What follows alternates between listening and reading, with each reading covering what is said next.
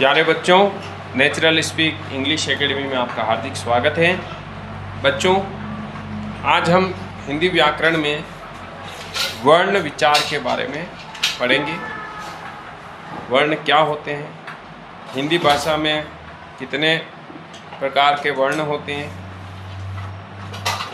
और कुल कितने वर्णों का उपयोग हिंदी भाषा में किया जाता है। तो आइए बच्चों, आज के हमारे इस बढ़िया से टॉपिक की शुरुआत करते हैं। आज का हमारा टॉपिक है वर्ण विचार। देखो बेटा, अगर हम पिछली कक्षा को याद करें और पिछली कक्षा की चर्चा को याद करें तो हमने सबसे पहले चर्चा की थी बेटा भाषा की चर्चा की। और भाषा की चर्चा में हमने ये जाना था कि भाषा मुख्यतः 3 प्रकार की होती है, लेकिन मान्यता अगर देखी जाए तो मान्य भाषा हमेशा, जिसको हिंदी व्याकरण के अंतर्गत मान्यता दी गई है, वो भाषा 2 प्रकार की होती है, जिसमें एक भाषा लिखित भाषा और एक भाषा मौखिक भाषा। मौखिक भाषा में हम बोलते हैं, अपने विचारों को बोलकर प्रकट करते हैं और सामने वाला व्यक्ति उसको सुनकर अपने विचार, हम जो बोल रहे हैं उसको समझता है। जैसे अभी आप समझ रहे हैं, मैं बोल रहा हूँ। तो मौखिक भाषा में हमारा जो आदान प्रदान का क्रम रहता है, बोलना और सुनना रहता है। उसके बाद हमने भाषा की बात करी, दूसरी भाषा लिखित भाषा थी, जिसमें लिखी हुई चीज़ होती है और उसको पढ़कर समझना होता है। जैसे आपकी बुक में लिखी हुई है, जो चैप्टर हैं ये लिखित भाषा में है और अभी हम इसको पढ़कर समझेंगे। अब लिखने के लिए क्या है, लिपि की आवश्यकता हुई। और लिपि का मतलब हमने क्या देखा था, किसी भी भाषा को लिखने का जो तरीका है उसी को हम लिपि कहते हैं। जैसे हिंदी की देवनागरी, पंजाबी की गुरुमुखी, अंग्रेजी की रोमन, उर्दू की फारसी, ये विभिन्न भाषाओं की लिपियां। अब भाषा को लिखने के लिए सबसे पहली चीज आपके पास क्या होना चाहिए, वर्ण होने चाहिए। किसी भी भाषा को बोलने के लिए शब्द तो होते हैं। शब्द किससे मिलते हैं, अक्षरों से, वर्णों से, ठीक है। और वर्ण क्या होते हैं, वर्ण एक प्रकार की ध्वनियाँ होती है। जैसे पहला हम वर्ण की परिभाषा देखें, मुख से निकली प्रत्येक ध्वनि को लिखने के लिए प्रयोग किए गए चिन्ह वर्ण कहलाते। हमारे मुख से जो ध्वनि निकलती है, जो आवाज़ निकलती है, और प्रत्येक छोटी से छोटी आवाज़ के लिए हम जिन चिन्हों का उपयोग करते हैं, उन्हीं चिन्हों को हम क्या कहते हैं, वर्ण कहते हैं। जैसे स्कूल, ताज महल, रेल गाड़ी। अब यहाँ पर ये शब्द दिए हुए हैं, इन शब्दों को हमने किसकी सहायता से लिखा है, वर्णों की सहायता से लिखा है। और वर्ण क्या है, हम जो बोलते हैं, हमारे जो शब्दों की जो ध्वनि होती है, उसी ध्वनि को लिखने के लिए हम जिन चिन्हों का, संकेतों का उपयोग करते हैं, उन्हें ही हम वर्ण कहते हैं। अब यहाँ पर कुछ चित्र दिए हुए हैं। पहला चित्र आपका विद्यालय स्कूल का है, दूसरा ताजमहल का, तीसरा रेलगाड़ी का। आगे बढ़ते हैं। ऊपर दिए गए चित्रों के नीचे कुछ शब्द दिए गए। देखो, चित्र के साथ साथ कुछ शब्द भी दे रखे हैं, आपको दिख रहे हैं जी। इन शब्दों को बोलकर पढ़ते समय आप ध्वनि का प्रयोग करते हैं। अब इन शब्दों को हम पढ़ेंगे तो हमारे मुख से अलग अलग प्रकार की ध्वनि निकलेगी, उच्चारित होगी। जैसे स्कूल को मैं पढ़ूंगा, स कु है, कु ल। अब 3 ध्वनियाँ निकली, आधा स निकला, कु निकला। या ताजमहल को पढ़ूं, ता ज है, म ह ल, रे ल गाड़ी। अब यहाँ पे ताजमहल में त के साथ आ की मात्रा है, तो मात्रा की ध्वनि अलग हो गई। है, मूल ध्वनि अलग हो गई। तो और इन शब्दों को बोलकर पढ़ते समय हम जो हैं ध्वनि का प्रयोग करते हैं और लिखने के लिए देवनागरी लिपि का प्रयोग करते हैं। देखो, भाषा को बोलने के लिए हम किसका प्रयोग करेंगे? ध्वनि का प्रयोग करेंगे, आवाज़ का प्रयोग करेंगे। आवाज़ आएगी ना, हम कुछ भी पढ़ते हैं तो हमारे मुंह से आवाज़ आती कि नहीं आती है? आती है। कुछ भी बोलते हैं आवाज़ आती कि नहीं आती है? आती है। तो ध्वनि का प्रयोग करते हैं और उसी आवाज़ को हमें लिखना है तो हम लिपि का प्रयोग करेंगे। और हम हिंदी भाषा पढ़ रहे हैं तो हिंदी भाषा के लिए हम देवनागरी लिपि का प्रयोग करते हैं। पहला जो शब्द है वह 4 ध्वनियों से बना। 4 ध्वनियाँ कौन कौन सी? स, क, उ, ल और अ है। पहली ध्वनि स की थी, आधा स था, फिर क था, क के साथ ऊ की मात्रा मिली तो कु बन गया, तो स्कू। फिर ल में अ मिला तो ल, तो हम बोले स्कूल। तो ये अलग अलग ध्वनियाँ हैं।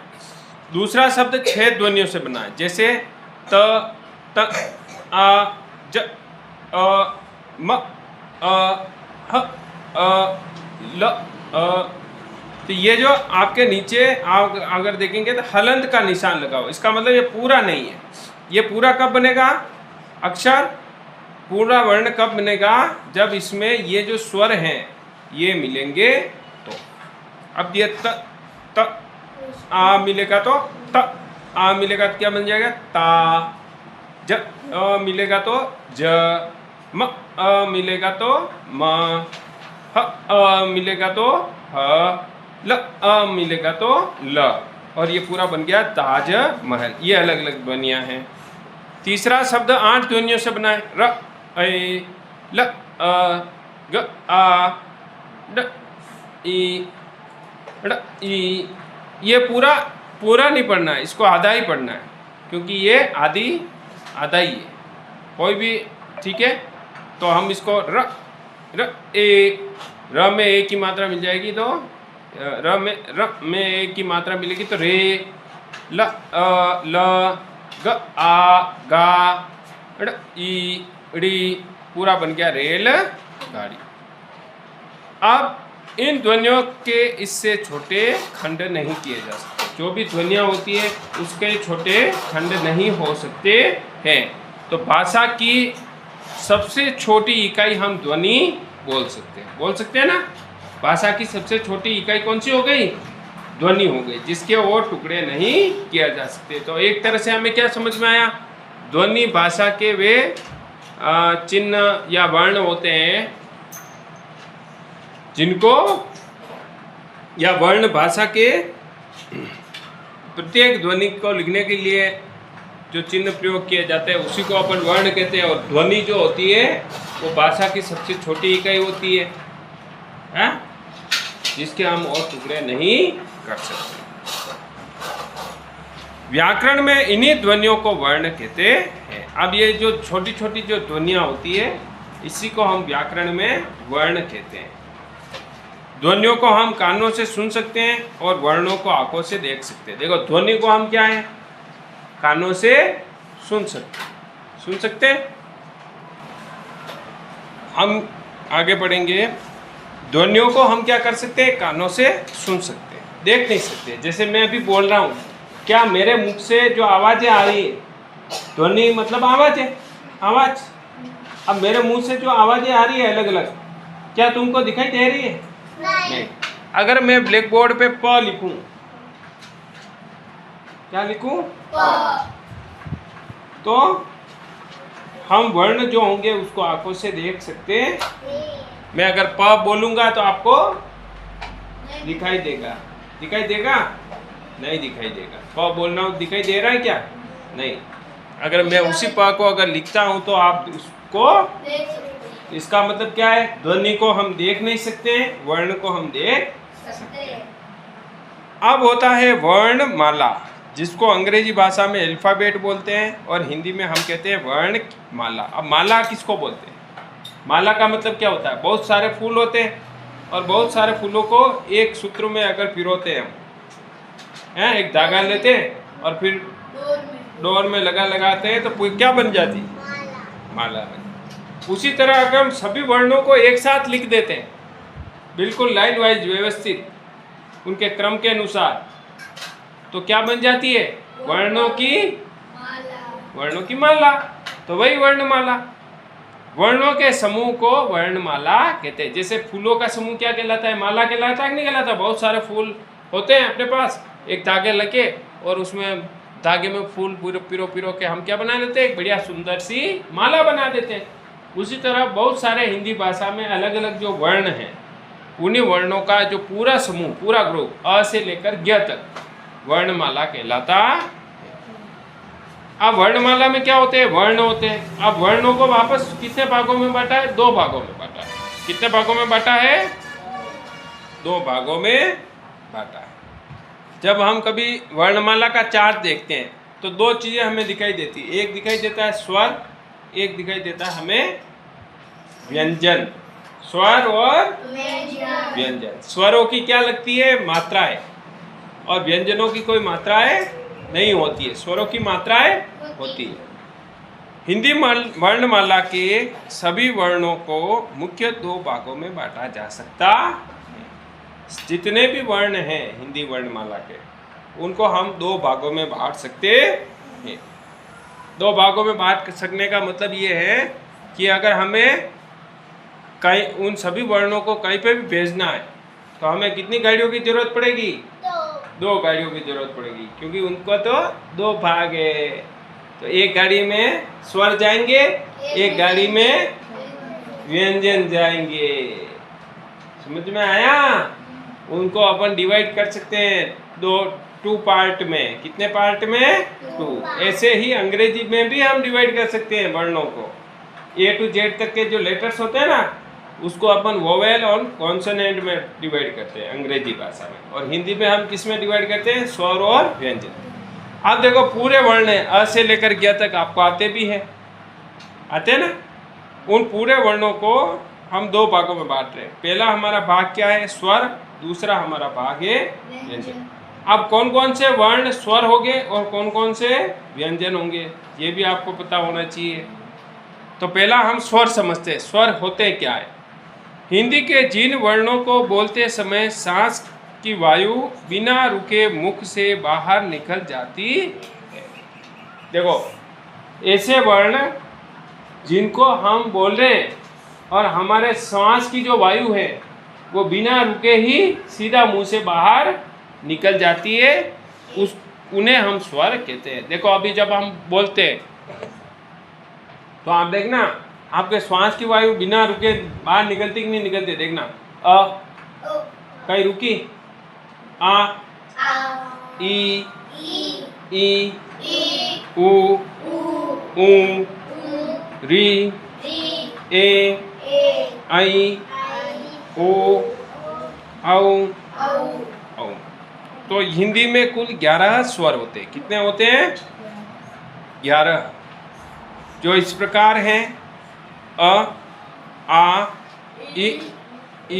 अब इसको इन स्वरों का उच्चारण कैसे करना है देखिए। अ, आ, ई,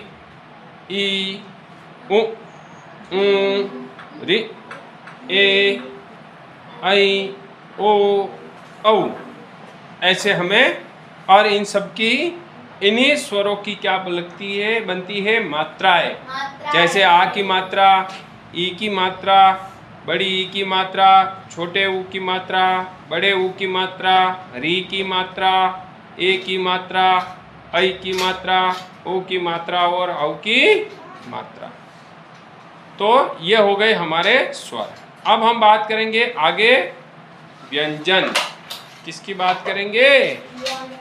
व्यंजन। देखो, अब व्यंजन की बात करने से पहले हम स्वर की थोड़ी सी बात और करेंगे। अब देखो, स्वरों के सबसे पहले हमने क्या किया कि हिंदी वर्णमाला में जो अक्षर थे या वर्ण थे, जो वर्ण थे उनको हमने कितने भागों में बांटा?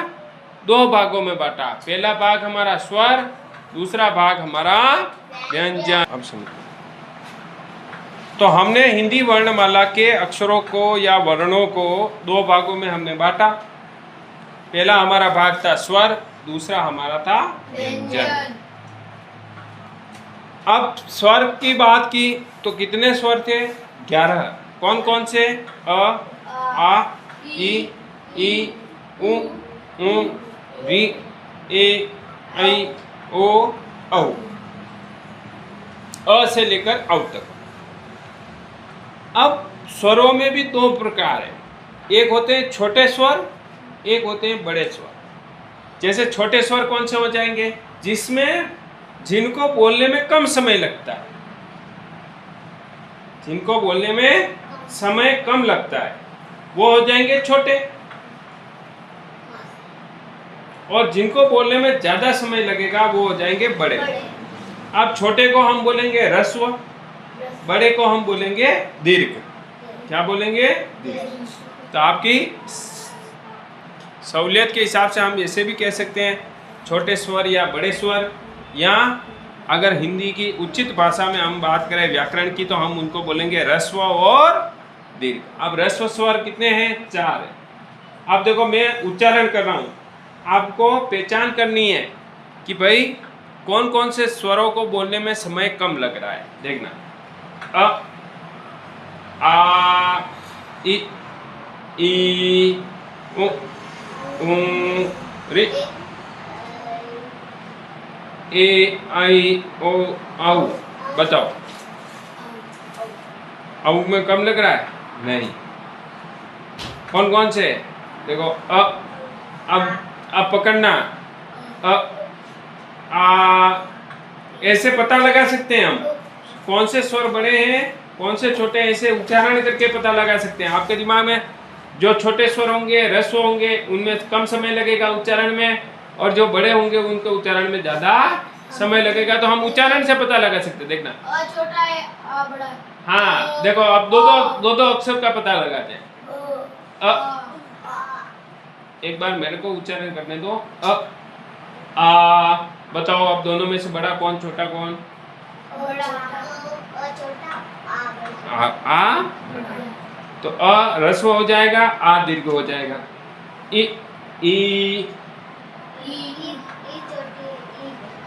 छोटी बड़ी, छोटी हो जाएगी, बड़ी बड़ा स्वर, दीर्घ स्वर हो जाएगा।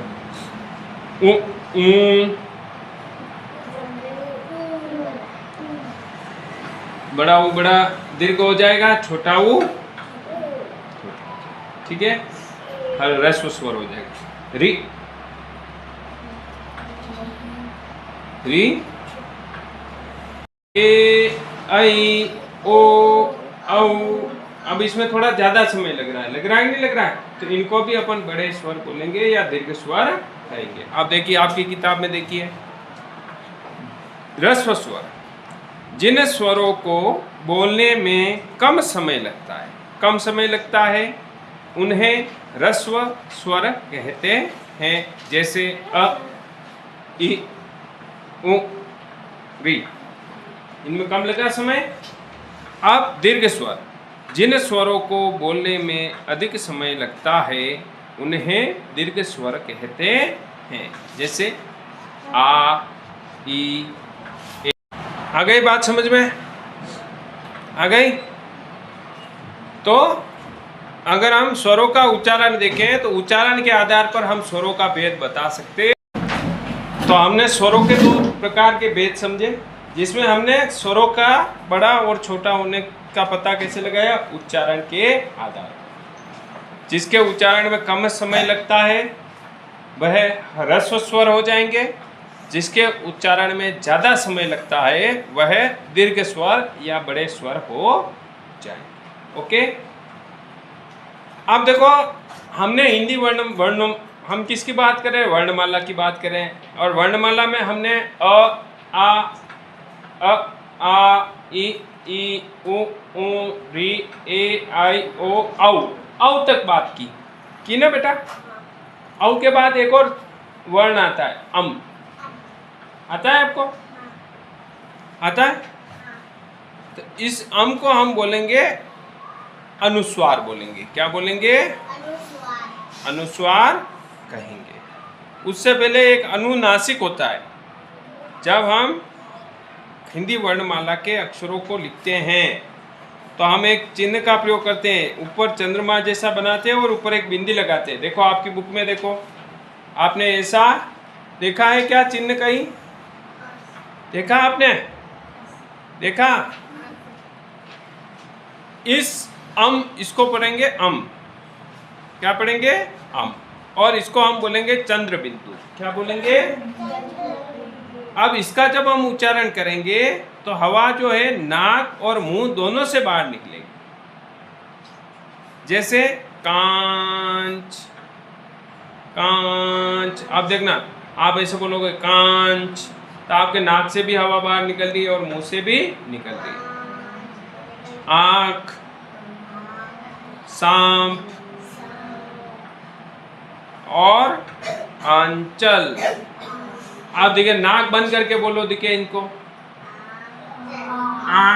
कांच, आंख, सांप, सांप, सांप बोल रहे हैं अपन। तो आपको यहाँ नाक, जब आप नाक वाइब्रेट करके आप आंख बोलोगे तो यहाँ पर आपको कंपन महसूस होगा नाक पे। बोलो, देखिए नाक बंद करके बोलो, आंख। मैं जो शब्द बोलता हूँ वो बोलो। यहाँ कुछ कंपन महसूस हो रहा है, वाइब्रेशन नाक पे हो रहा है। इसका मतलब क्या है? जब हम अनुस्वार का उच्चारण करें तो हवा कहाँ से निकल रही है? मुंह से भी निकल रही है और नाक से भी निकल रही है। फिर आता है विसर्ग। ठीक है, विसर्ग प्रायः यह चिन्ह विसर्ग कहलाता है। दो बिंदी, जैसे अह खाली बोलते हैं ना अपन, अह के पीछे आपने देखा होगा दो बिंदी होती है, तो अह का मतलब क्या है? वो विसर्ग है। क्या है बेटा? और विसर्ग हमेशा शब्दों के अंत में लगाया जाता है, प्रायः अंत में लगाया जाता है। विसर्ग बीच में नहीं लगता है, बीच में कुछ एक शब्दों के लगता है, लेकिन ज्यादातर जो विसर्ग हम लगाते हैं शब्दों के अंत में लगाते हैं या लास्ट में लगाते हैं। जैसे अतः, इसको क्या पढ़ेंगे? अतः। क्योंकि हिंदी व्याकरण का मतलब क्या है? भाषा को शुद्ध रूप से बोलना, पढ़ना और लिखना सीखना है, तो हमें सीखना पड़ेगा। तो अतः, प्रातः, क्रमशः, नमः, प्रायः, अक्षरशः, ऐसे पढ़ना है। तो विसर्ग का उच्चारण ह से होता है, अह से होता है।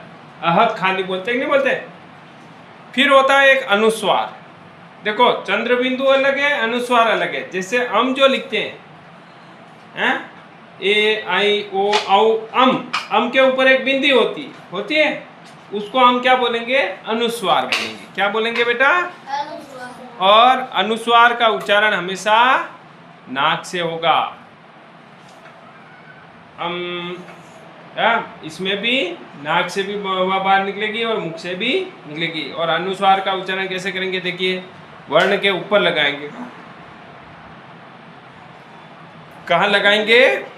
वर्ण के ऊपर। जैसे हंस, शंख, अंगूर, अंग, अंग, अंग, है हुआ ना? संतरा, संतरा, जीभ थोड़ा रुकेगी। संतरा, संतरा बोले हैं।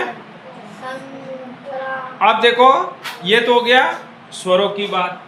स्वरों का उच्चारण हम मुख से कर रहे हैं, मात्राएं उनकी लग रही है। कुछ स्वर ऐसे थे जिनके उच्चारण में कम समय लगा, ह्रस्व स्वर हो गए। जिनके उच्चारण में ज़्यादा समय लगा, दीर्घ स्वर हो गए। अब हम आगे बात करेंगे व्यंजन। देखो, व्यंजन में य के ऊपर क्या है? अनुस्वार। क्या है बेटा? हिंदी के जिन वर्णों को बोलते समय सांस की वायु कंठ से लेकर होठ तक के वायु मार्ग में कहीं न कहीं रुककर मुख से बाहर निकलती है, उन्हें व्यंजन कहते हैं। स्वरों के उच्चारण में क्या था? वायु डायरेक्ट बाहर निकल रही थी, कहीं पे टकरा नहीं रही थी, कहीं पे रुक नहीं रही थी। लेकिन व्यंजन का उच्चारण हम करेंगे तो हमारी जो वायु है, श्वास की जो वायु है, वो हमारे मुख में कहीं ना कहीं रुकेगी और फिर बाहर निकलेगी। देखो अभी उच्चारण करके देखते हैं, क ख ग ग ङ। अब देखो यहाँ कंठ में रुक रही है, आप कंठ के हाथ लगाओ, क ख ग ग ङ। यहाँ कंपन है, हो रहा है। आप देखना यहाँ तो वायु कहाँ रुक रही है, थोड़ी सी कंठ में रुक रही है, रुक रही है। ठीक है, कंठ को स्पर्श करिए। आप व्यंजन, कितने व्यंजन होते हैं? कुल 33 होते हैं। क से लेकर ह तक सभी वर्ण व्यंजन के अंतर्गत आते हैं। क से लेकर ह तक के जितने भी वर्ण होंगे, क ख ग घ ङ, च छ ज ज ज ञ, ट ठ ड ढ ण, त थ द ध न, प फ ब भ म, य र ल व, श श स ह। ये 33 व्यंजन होते हैं। और व्यंजन के भेद अर्थात व्यंजन के प्रकार की बात करें तो व्यंजनों को हम मुख्यतः 3 भागों में बांट सकते। पहला होते हैं स्पर्श व्यंजन। स्पर्श का मतलब होता है छूना। क्या होता है? छूना। तो जब हम इन व्यंजनों का उच्चारण करेंगे तो उच्चारण करते समय जो हमारे श्वास की जो वायु है कहीं न कहीं स्पर्श करेगी, कहीं न कहीं छुएगी, उनको हम बोलते हैं स्पर्श व्यंजन। ठीक है, तो स्पर्श व्यंजन, स्पर्श का अर्थ होता है छूना। जिन व्यंजनों को बोलते समय जीभ मुख के विभिन्न स्थानों को स्पर्श करती है। अब देखो स्पर्श व्यंजन का उच्चारण करेंगे तो उच्चारण करते समय हमारी जो श्वास की वायु है मुख के अलग अलग भागों को छूती है। देखो देखो स्पर्श व्यंजन होते हैं 25। कितने होते हैं? 25। क से लेकर म तक। अब पहले क का देखो, अब अपन पता करते हैं कहाँ कहाँ हमारी वायु छू रही है, मुख का कौन सा स्थान स्पर्श कर रही है। देखो अब पहले क वर्ग को देखते हैं। क वर्ग का मतलब क से लेकर अंग तक। ठीक है, उनका उच्चारण करेंगे तो आपको पता करना है कि भाई इनका उच्चारण करते समय आपकी श्वास की वायु कहाँ जाके रुके, कहाँ स्पर्श करके थोड़ी रुक रही है। देखना, क ख ग ग ग ङ। तो यहाँ पर कंठ में स्पर्श हो रहा है। इनको हम कहाँ से बोल रहे हैं? कंठ से बोल रहे हैं। कहाँ से बोल रहे हैं? उच्चारण कहाँ से हो रहा है इनका? कंठ से हो रहा है। हो रहा है ना। अगर आपके कंठ नहीं होगा तो क ख ग ग ङ इनका उच्चारण हम नहीं कर पाएंगे। आगे बात समझ में। फिर च में देखना आप, अब जीभ जो है आपकी तालू को स्पर्श करेगी। तालू कौन सा? ये जो दांत होते हैं हमारे, कौन से? आपके जो दांत है और दांत के जो पीछे वाला हिस्सा है ये ऊपर का। तो जब आप इन च से लेकर य तक के वर्णों का उच्चारण करोगे तो आपकी जीभ बार बार तालू को स्पर्श करेगी। यहाँ पर दांत के पीछे की साइड देखो, बोलो च ऊपर, दांत के थोड़ा ऊपर स्पर्श कर रही है, ध्यान दो। च छ ज ज च छ ज ज ञ। तो यहाँ पर हमारे जो दांत है, तालु किसको बोलते हैं? हमारे जो ऊपर वाले दांत है, ऊपर वाले दांत के थोड़ा सा ऊपर वाला हिस्सा यहाँ कर रही है स्पर्श जीभ। यहाँ, अरे भाई जीभ इस स्थान को छू रही कि नहीं छू रही है? तो स्पर्श किया नहीं किया? तो मुख की हवा ने कहाँ स्पर्श किया? क से लेकर अंग तक का उच्चारण हमने किया तो हमारे कंठ के वहां स्पर्श हुआ हवा का। क ख ग। अगर आप कंठ को छू के देखोगे तो यहाँ पर आपको थोड़ा सा कंपन महसूस होगा। क ख, थोड़ा सा कंठ को थोड़ा सा हल्का सा प्रेस करके वो देखो। क ख ग घ ङ च च। अब देखो आप च का उच्चारण करो, और च का उच्चारण करेंगे तो यहाँ पर दबाव, अब कंपन महसूस नहीं हो रहा है, देखो ध्यान से कंठ पे च छ ज ज य हो रहा है कंपन महसूस। अब वो च का उच्चारण में हवा कहाँ टकरा रही है? आपके तालु पे। च, जीभ जहाँ जा रही है, च छ ज ज ञ, ठीक है। फिर होता है ट। ट, अब देखो हमारी जो जीभ है, जब हम च का उच्चारण कर रहे थे हमारी जीभ तालु को स्पर्श कर रही थी, दांत से थोड़ा सा ऊपर, ठीक है। अब हम ट से लेकर ण तक का उच्चारण करेंगे तो हमारी जीभ उससे भी थोड़ा ऊपर जाके स्पर्श करेगी। देखो ट ट, ये जो भाग होता है कौन सा? इधर देखो, ये भाग है ना, ये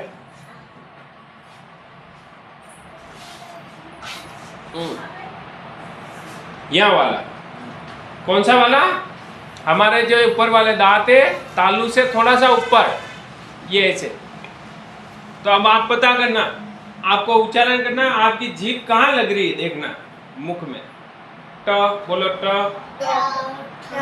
ट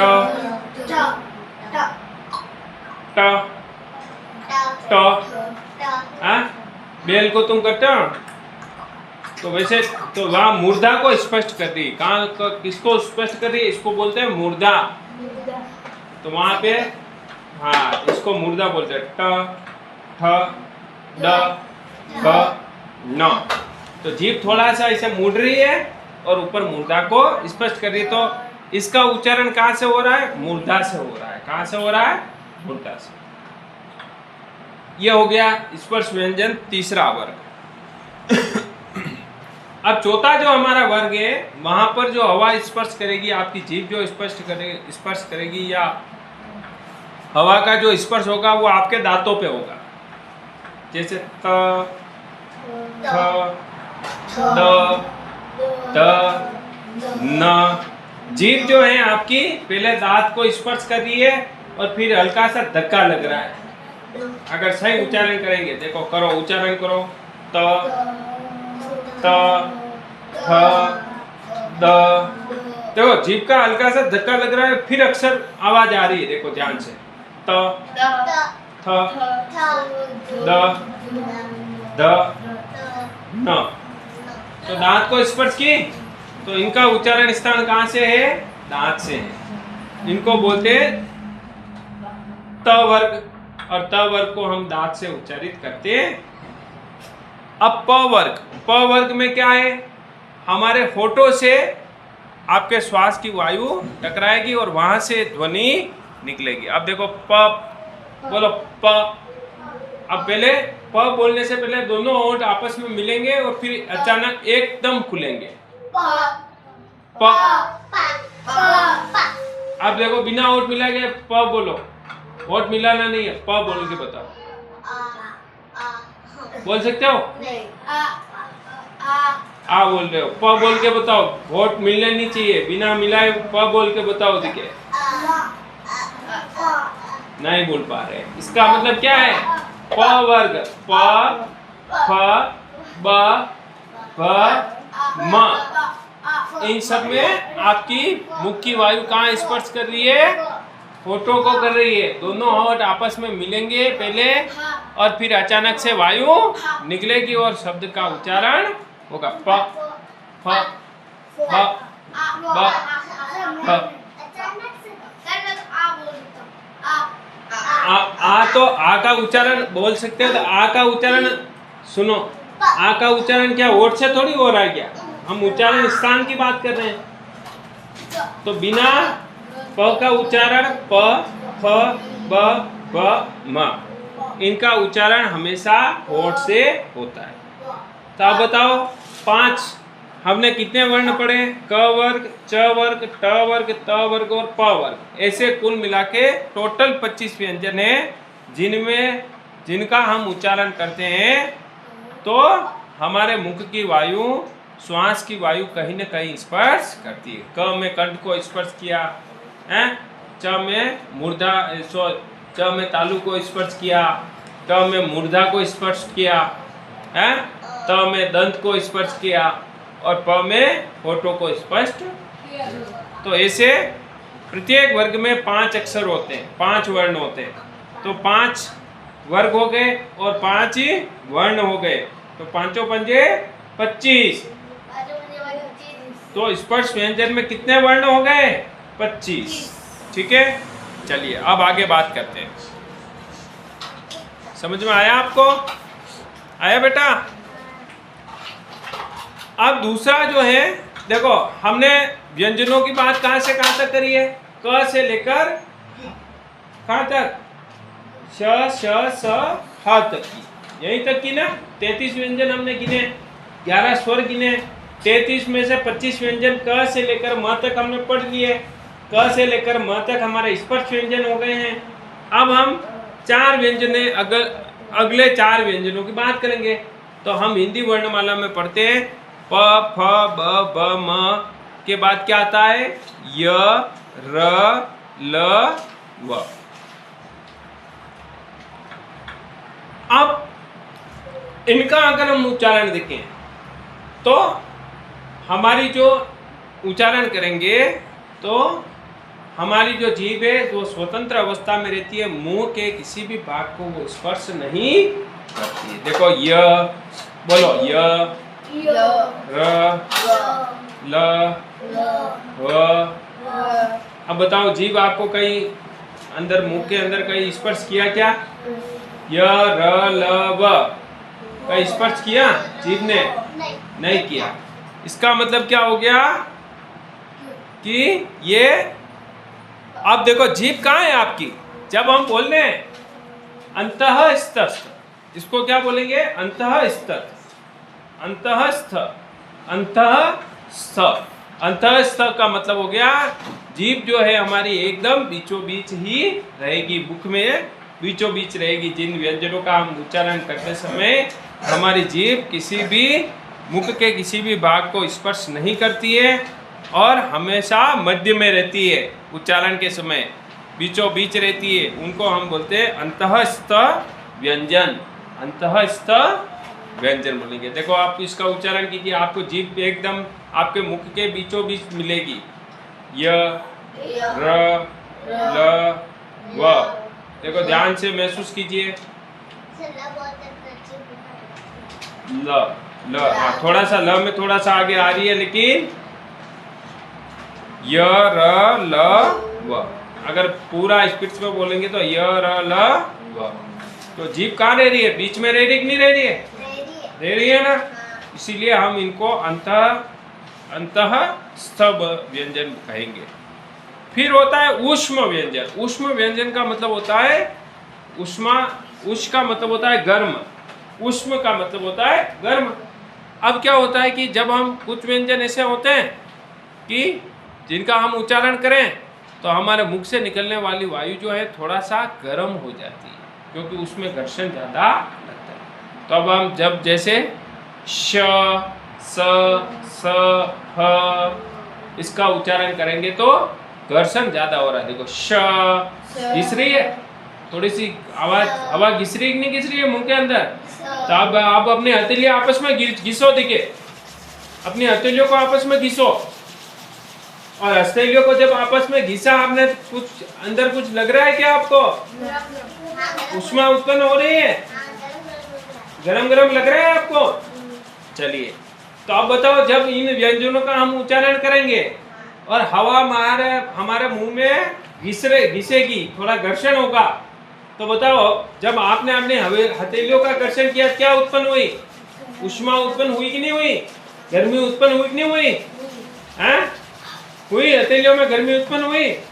और जब आप अगर इन व्यंजनों का उच्चारण करेंगे, ऊष्म व्यंजनों का, और उच्चारण के समय वायु जो है घर्षित हो रही है आपके मुख में, तो बताओ भाई क्या वो वायु आपकी हथेलियों की तरह वो वायु गर्म नहीं होगी क्या?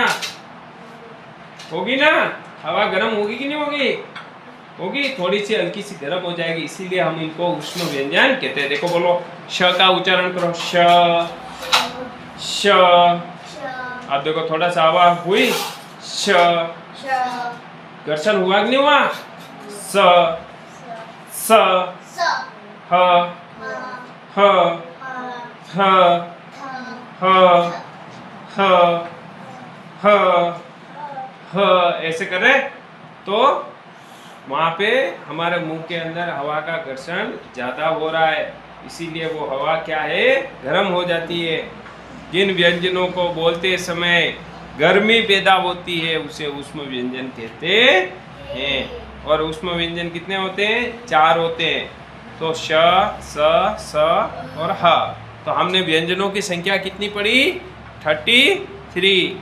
और 33 व्यंजनों को जब हमने पढ़ा तो 25 हमारे स्पर्श हो गए, 4 हमारे अंतःस्थ हो गए और 4 हमारे ऊष्म व्यंजन हो गए। 25 और 4 कितने हो गए? 29। 29 और 4 33 हमारे व्यंजन हो गए, 11 हमारे स्वर हो गए। अब स्वरों की मात्रा, प्रत्येक स्वर की एक निश्चित मात्रा होती है। अब स्वरों का प्रयोग अधिकांशतः मात्राओं के रूप में भी होता है। ज़्यादातर हम स्वरों का प्रयोग किसके रूप में करते हैं? मात्राओं के लिए रूप में ही करते हैं। जैसे अ की कोई मात्रा नहीं होती, ये आ की मात्रा है। ये छोटी ई की मात्रा, बड़ी ई की मात्रा, छोटे ऊ की मात्रा, बड़े ऊ की मात्रा, री की मात्रा, ए की मात्रा, ऐ की मात्रा, ओ की मात्रा और औ की मात्रा। अब देखो यहाँ पर एक व्यंजन और होता है, संयुक्त व्यंजन। संयुक्त का मतलब होता है मिला हुआ। क्या है? मिला हुआ या जुड़ा हुआ। अब देखो हमने ह तक बात की। अगर हम हिंदी वर्णमाला का चार्ट याद करें जो आप बचपन में बोलते थे, ह से हल के बाद क्ष से क्षत्रिय, त्र से त्रिशूल, य से ज्ञानी, ये 3 अक्षर भी तो होते हैं, 3 वर्ण ये भी तो होते हैं भाई, होते ही नहीं होते हैं? तो इनको हम क्या कहेंगे? एक चौथा और होता है स्र, तो इनको हम बोलते हैं संयुक्त व्यंजन। और ये संयुक्त व्यंजन की संख्या कितनी है? 4 है। कितनी है बेटा? 4। तो क्ष, पहला हमारा जो संयुक्त व्यंजन है वो है क्ष। क्ष किससे बना है? क और स से बना है। आधा क और स। शिक्षा, दीक्षा, रक्षा, ज से ज्ञानी आप बोलते हो ना, इसको बोलते हैं ज बोलते हैं, ज्ञानी बोलते हैं। क्या बोलते हैं? ज्ञानी, ज्ञान। ये किससे बना है? ज और य से बना है, तो इसको बोलते हैं ज्ञानी, ज्ञाता, विज्ञान। सही उच्चारण ये होता है। लेकिन हम क्या पढ़ते हैं? ज्ञानी, ज्ञाता, विज्ञान, ग पढ़ते हैं, जबकि उच्चारण क्या है उसका? ज्ञानी, ज्ञाता, विज्ञान। ज और य को मिलके ज बनता है। त्र किससे मिलता है? त्र, तो आधा त और र, त्रिशूल, त्रिभुज, पत्र, तो पत्र। तो आप देखो उसमें उच्चारण कर ध्यान से सुनो, त्र, त और र का उच्चारण आ रहा है कि नहीं आ रहा है? हैं? ज्ञानी इनको अपन, हालांकि उसका ज्ञानी होता है, ज ज ज ज ज और य आया कि नहीं आया? क्ष, क्ष, क और क्ष। पहले हल्का सा क बोलना पड़ रहा है, फिर श बोल रहे हैं। क्ष और श्र, श्र में स सलगम वाला श्र, श्र, श्र बोल रहे हैं ना, श्रवण, श्रद्धा, श्रम। ये हमारा चैप्टर पूरा कंप्लीट हो चुका है। तो आज हमने हिंदी वर्णमाला के विभिन्न वर्णों के बारे में जानकारी ली। विभिन्न वर्णों को हमने किस भागों में बांटा है? 2 भागों में हमने बांटा था। एक बार फिर से रिवाइज कर लेते हैं। तो 2 भागों में हमने बांटा था। पहला भाग था स्वर, दूसरा भाग था व्यंजन। स्वरों की मात्राएं होती है, स्वरों को बोलने में समय कम लगता है, स्वरों में और व्यंजनों में के उच्चारण में समय, जो मुख की वायु है वो कहीं न कहीं स्पर्श करती है, तो स्पर्श व्यंजन है ना। अगर उष्मा वायु गर्म हो जाती है तो उष्म व्यंजन उच्चारण में। तो ये थोड़ा सा हमने देखिए। अब देखिए हमारा